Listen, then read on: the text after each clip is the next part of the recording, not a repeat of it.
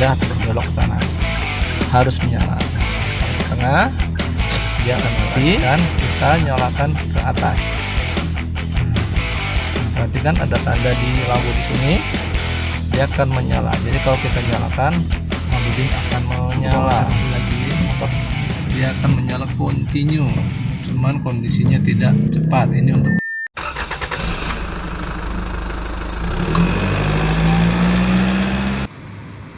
Oke teman-teman, perhatikan, ini adalah tuas pengatur lampu-lampuan ya teman-teman. Nah, terus bagaimana sih cara mengoperasikannya? Nah, di sini ada gambar-gambar indikator ya, indikator seperti lampu menyala, terus lampu diarahkan putar ke depan, terus lampu jauh. Nah, jadi ini apabila titik strip ini diarahkan ke tempat-tempat ini, maka dia akan menunjukkan lampu-lampu tadi akan menyala seperti ini.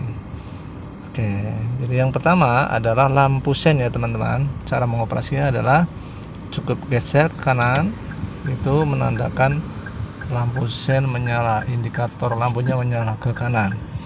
Jadi apabila lampu sen menyala itu adalah untuk digunakan bergeser atau berpindah atau berbelok ke kanan ya. Perhatikan lagi, jadi untuk bergeser, berpindah atau berbelok ke kanan harus menyala. Nah, kalau ke tengah dia akan mati.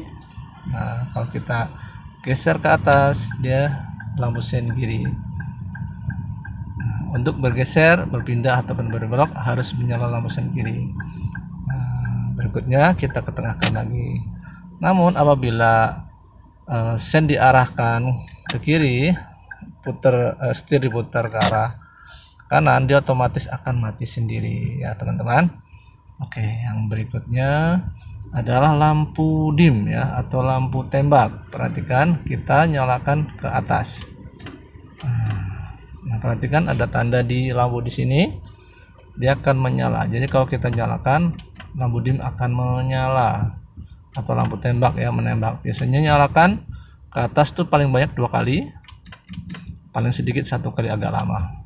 Kenapa? Lampunya sangat silau, sehingga kalau menembak mata itu sangat berbahaya. Nah, yang berikutnya adalah lampu senja ya. Kita tinggal arahkan strip ini ke lampu indikator 2 ini. Nah, itu menandakan lampu senja sudah menyala. Nah, lampu senja itu jam berapa sih kita nyalakan? Biasanya jam 5 sampai jam 6. Atau bisa juga dalam kondisi hujan mendung, itu lampu senja boleh kita nyalakan. Tujuannya adalah untuk memberi tanda lampu belakang kita sudah menyala merah, sehingga bisa dilihat oleh kendaraan lain.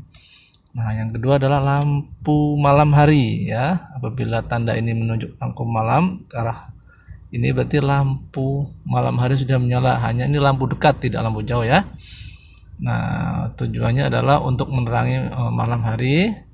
Biasanya dinyalakan di jam 6 sampai ke atas. Nah, untuk lampu jauh kita tinggal arahkan ke posisi ke bawah, turun. Nah, dia akan menyala warna biru permanen ya. Nanti kalau kita lihat di depan itu lampunya jarak jauh terus permanen. Nah, di sini perlu dicatat, di daerah kota itu tidak boleh lampu ini menyala. Jadi hanya untuk digunakan di penerangan gelap seperti di hutan atau di jalan tol yang tidak ada penerangan. Harus kita matikan kembali. Jadi nanti cara menyalakannya adalah sebelum kita masuki ke area gelap, kita nyalakan dulu berapa detik. Setelah kita ketahuan informasi di depannya, kita harus matikan kembali, karena jangan sampai menyilokkan ke posisi lawan. Oke, kita matikan kembali ke belakang. Oke, begitu ya teman-teman. Coba perhatikan, ini adalah lampu tanda sen ya. Kita geser ke kanan berarti sen kanan, kita geser ke kiri sen kiri, ke tengah mati. Nah, kalau ke atas lampu dim ya, jangan lupa, atau lampu tembak. Nah, kalau ke depan lampu senja, yang kedua kali lampu malam hari, lampu jauh. Oke, permanen. Nah, tengah mati lagi, ke belakang lagi. Nah, cara mengoperasikannya adalah dengan cara tangan kita jempol di sini, jari kita ada di posisi tuas. Perhatikan, sen kanan, sen kiri, lampu dim, lampu malam, lampu senja, matikan lagi. Nah, di sini perlu kita ketahui bahwa untuk lampu dim itu adalah lampu komunikasi ya teman-teman. Sedikit penjelasan untuk tentang lampu dim atau lampu tembak teman-teman. Jadi mobil ini diberi alat komunikasi itu ada 3 ya.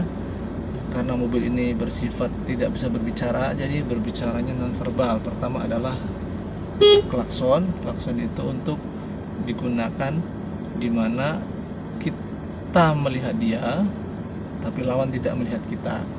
Nah, itu berarti menggunakan klakson. Nah, untuk lampu dim itu biasanya digunakan untuk orang-orang yang sama-sama melihat. Kita melihat dia, lawan melihat kita. Nah, itu berarti lampu dim. Kalau tangan yang ketiga yaitu untuk orang sama-sama melihat, nah, begini atau begini, itu juga untuk orang sama-sama melihat. Khusus lampu dim itu digunakan bisa juga untuk malam hari pas di tikungan-tikungan atau untuk menyalip pada saat kita berjalan di jalan raya. Itu adalah alat untuk memberikan tahu bahwa kita akan meminta jalan. Oke, itu saja ya teman-teman. Informasi dari untuk lampu-lampuan. Nah, berikutnya kita akan kasih ke informasi air-airan, alat pengoperasian untuk menyeka air.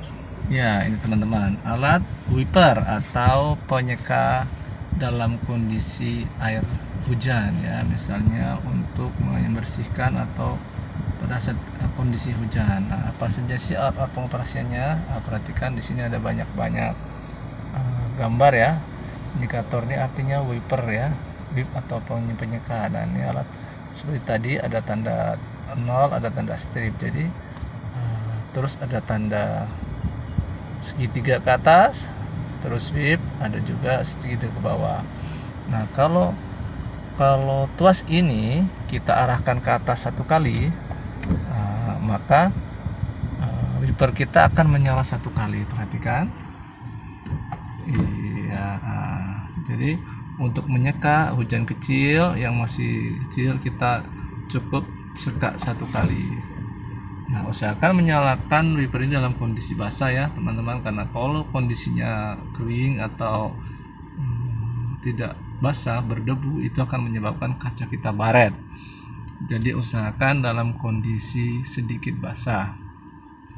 Nah, yang kedua, apabila kita arahkan ke bawah 1 kali lagi, nah dia akan menyala. Kondisinya adalah sistemnya interval, berjeda.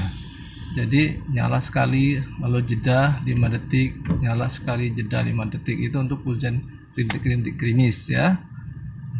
Berikutnya kita arahkan ke bawah 1 kali lagi, dia akan menyala continue, cuman kondisinya tidak cepat. Ini untuk hujan sedang. Supaya hujan tadi bisa kita bersihkan dan kita bisa melihat situasi di depan. Dan apabila kondisi hujan sangat deras, maka kita gunakan yaitu mode yang terakhir, yaitu yang paling banyak. Dia akan kencang sekali teman-teman. Nah,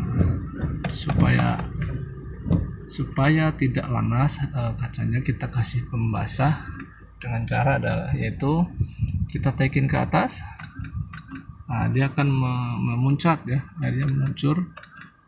Baru kita nyalakan wipernya ya, di posisi paling bawah itu paling banyak.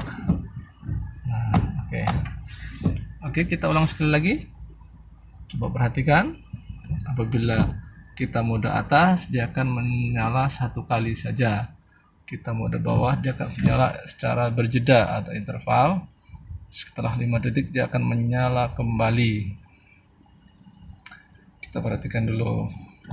Oke, yang berikutnya adalah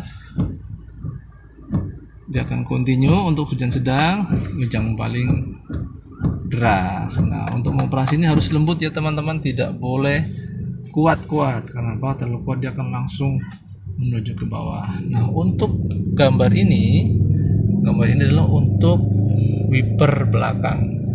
Kalau kita operasikan putar ke atas ya, ada tanda putar ke atas. Nah, maka wiper belakang akan menyala. Iya. Nah, nanti yang kedua dia akan continue. Iya. Nah, kalau kita tekan ke bawah kuat, dia akan menyala air dari atas untuk kaca belakang. Oke teman-teman, itu saja penjelasan tentang wiper ya, tuas wiper yang ada di sebelah kiri setir. Berikutnya akan kita jelaskan tentang bagaimana mengoperasikan gas, rem, dan kopling. Oke, sekian dulu teman-teman untuk penjelasan hari ini.